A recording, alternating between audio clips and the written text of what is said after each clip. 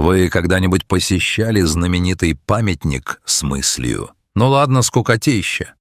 Пока вы стояли на Эйфелевой башне, зевая от открывающегося вида, другая парижская достопримечательность готовила самый неожиданный поворот сюжета. У всех на виду, на площади Согласия, Place de la Concorde, стоит 3300-летний египетский обелиск, который хранит любопытные тайны самого фараона Рамсеса II. Да-да, все это время древние секретные послания, высеченные в камне, находились прямо у нас под носом. Нет, это не новый фильм «Сокровища нации».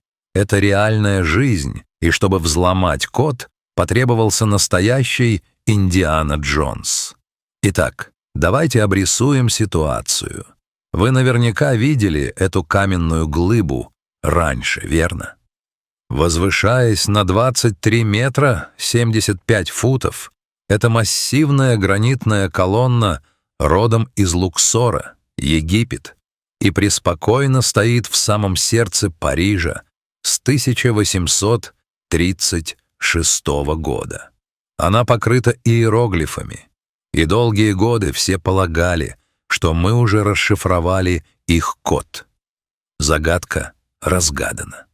Расходимся, смотреть больше не на что.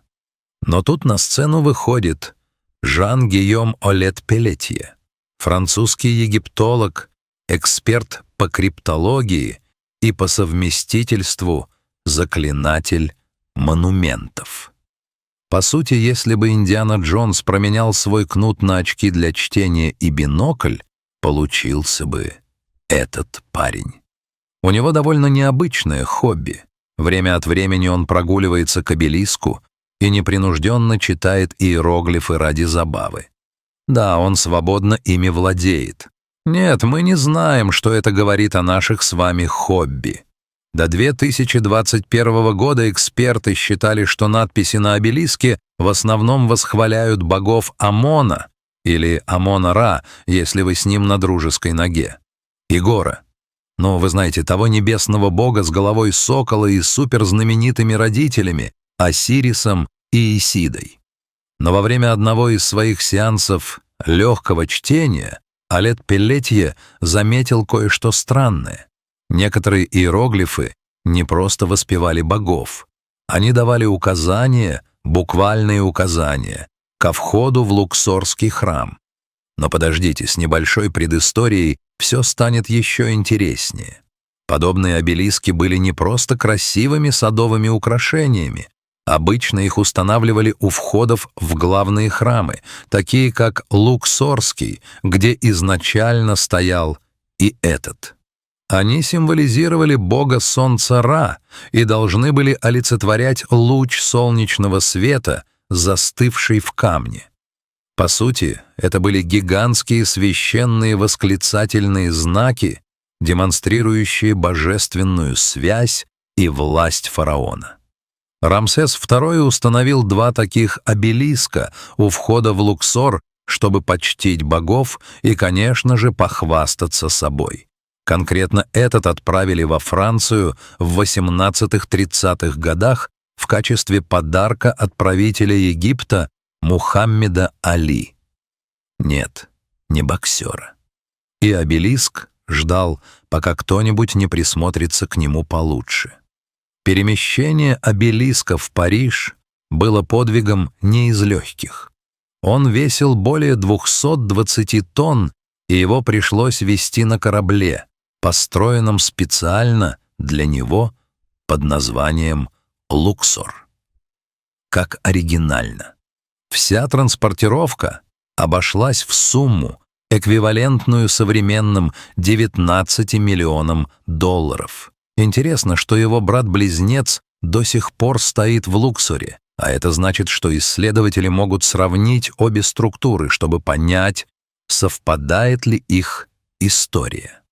Эта парность обелисков была намеренной, призванной направлять взор и дух к священному пространству. К счастью для нас, Жан-Гийом выбрал идеальный момент, чтобы сунуть туда свой нос. Обелиск находился на реставрации перед Олимпийскими играми. Вокруг были установлены строительные леса, что дало ученому редкий доступ к самой верхушке монумента. Вооружившись биноклем и лестницей, он оказался на уровне глаз с теми частями колонны, на которые большинство из нас может лишь щуриться с уровня улицы. И именно тогда он раскрыл настоящий секрет. Оказывается, древние египтяне не просто высекали случайные символы на камне. У них в рукаве было кое-что покруче — криптоиероглифы. Это были особые закодированные формы письма, используемые для священных или элитных посланий. По сути, древние вип-эмодзи. В то время как обычный храмовый жрец мог читать стандартные иероглифы, криптоиероглифы предназначались только для ближнего круга фараона. Сегодня лишь 6 человек на земле могут свободно читать их. И, кто бы мог подумать, наш французский друг — один из них. Ну, разумеется. А теперь начинается самое дикое. Обычно иероглифы на таких монументах, как этот обелиск, читаются сверху вниз и справа налево. Довольно просто. Но Жан-Гийом решил нарушить правила и прочитать их горизонтально, а не вертикально. Именно тогда он начал замечать странные узоры, фразы и символы, которые прятались у всех на виду почти 200 лет. Некоторые из этих сообщений были спрятаны так хитроумно, что понять их можно было, только обойдя обелиск определенным образом. Он называет это 3D-криптографией. Все верно. Обелиск сам по себе похож на один гигантский древний кубик Рубика. В зависимости от угла, под которым вы читаете, сообщение может полностью измениться. Да, Древний Египет изобрел что-то вроде лентикулярного эффекта, вариоизображения, задолго до того, как карты с покемонами сделали это модным. Ладно, так что же, черт возьми, говорится в этих посланиях? Рад, что вы спросили. Это не просто случайные записки из прошлого, это политическое золото. Одна надпись восхваляет Рамсеса II как божественную фигуру, которую невозможно свергнуть с престола. Другая гласит, что царь сделал подношение богу Амону, и это было не просто проявлением вежливости. Это был крупный политический ход. В те времена религия и власть были полностью переплетены. Так что демонстрация вашей божественной связи была похожа на запуск пиар-компании, только вместо твитов они использовали 200-тонные каменные монументы. Кстати, Рамсес II был не просто рядовым правителем.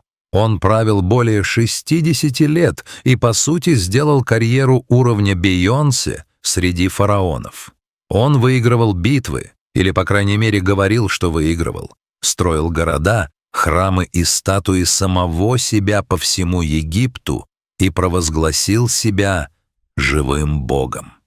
Когда он заказывал эти обелиски, он не просто создавал памятники, он запускал древние пропагандистские листовки, нацеленные на жрецов, знать и заезжих сановников. На самом деле, Рамсес II был так хорош в саморекламе, что его можно смело назвать первым королем ребрендинга. Он заявил о победе в битве при Кадеше, хотя она закончилась в ничью, и приказал высечь эту победу на стенах и монументах по всему Египту. Луксорский обелиск был еще одним способом укрепить его богоподобную власть каждый раз, когда кто-то проходил мимо или читал текст. И вот вишенка на торте. Некоторые из этих надписей были расположены именно так, чтобы их видели вельможи, прибывающие на лодках на праздник. Вероятно, именно поэтому Их можно прочитать только под определенным углом.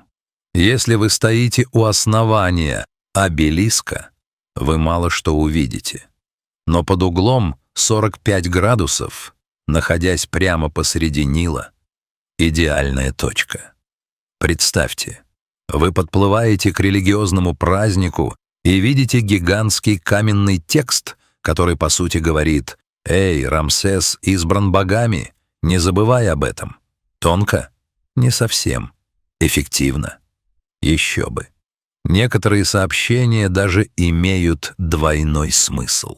Одна строка может означать полный королевский титул Рамсеса II, но если прочитать ее иначе, бум, там сказано, что он обладает вечной жизнью. Это брендинг нового уровня. Вы почти можете услышать, как он говорит: «Посмотрите на меня». Все еще в тренде 3000 лет спустя. Десятилетиями ученые думали, что этот монумент раскрыл все свои секреты. Но благодаря новому доступу, современным инструментам и свежему взгляду мы теперь знаем, что там еще есть масса нераскрытого.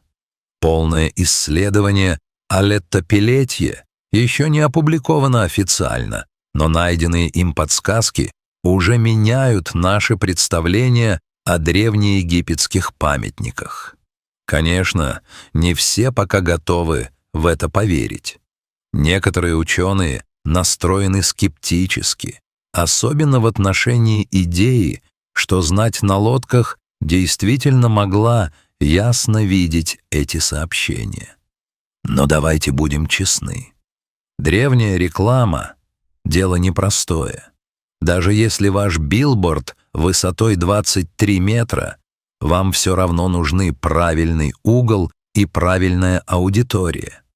Так что в следующий раз, когда вы будете в Париже пялиться на обелиск, попивая свой переоцененный кофе с молоком, помните, вы смотрите не просто на модное пресс-папье из XIX века.